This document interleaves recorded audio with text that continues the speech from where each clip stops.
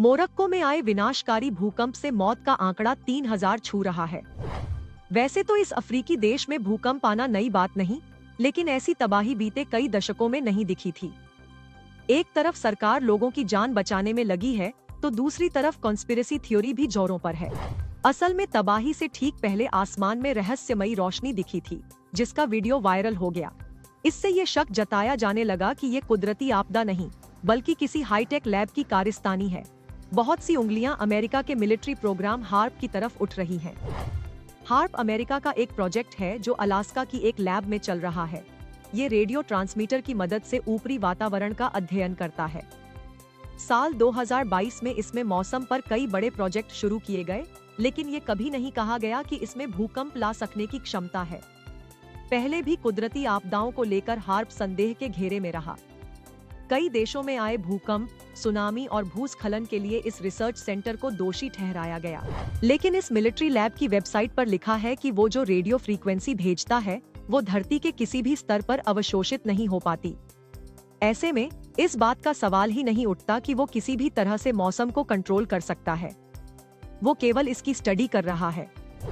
फरवरी में तुर्की और सीरिया भूकंप से दहल उठे थे।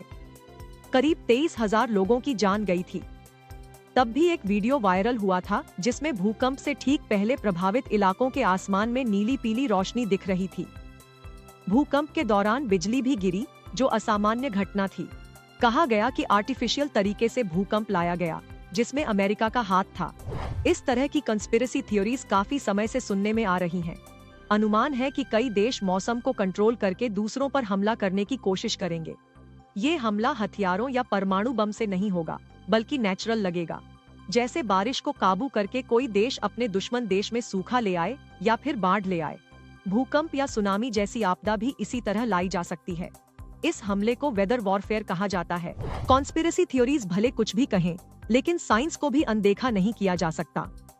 साइंस के मुताबिक भूकंप के ठीक पहले जो रोशनी दिखी, वो अर्थक्वेक लाइट थी।